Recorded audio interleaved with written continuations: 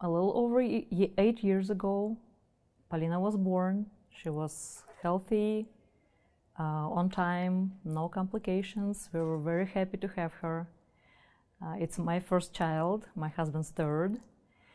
A year and a half passed. We started to notice something was wrong with her. She wouldn't walk, she would just crawl. And by that time, a normal child would already walk and run around. So we started to look around and ask people, doctors, specialists, and nobody seemed to find anything specifically. So we ended up to go to Denver for specialists. And they took an MRI, and the doctor came out and said, I hate to say that, but your daughter has cancer.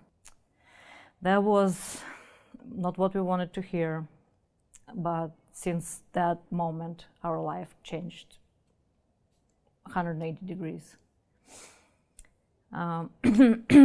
We spent, my daughter and my husband spent 18 months in Denver. They didn't go home at all, stayed there for the treatments.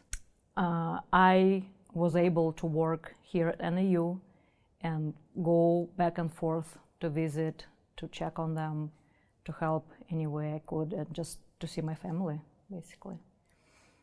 18 months later, when we were released from the hospital, we were still under bone marrow restrictions, so we couldn't go to many places. We were kind of still just to ourselves.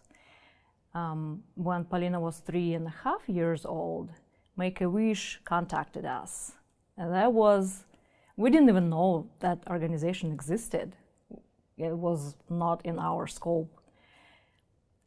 And they talked about what they do and how they grant wishes and how they find children who are in critical conditions. And they were wondering if we wanted to make that wish happen. And yes, of course. I mean, who wouldn't? We met a couple times. It's hard to ask a child when she's 3 what wish she wants to come true. So we decided for her to take her to Disney World in Florida. That was an amazing trip. Make-A-Wish took care of everything. The flights, the living arrangements, the amusements, everything. We didn't do, our job was just to have fun. I see my mother. She is just, if you took picture of my mom in her age and my daughter, one face. And everybody in my family says, Polina looks just like my mom.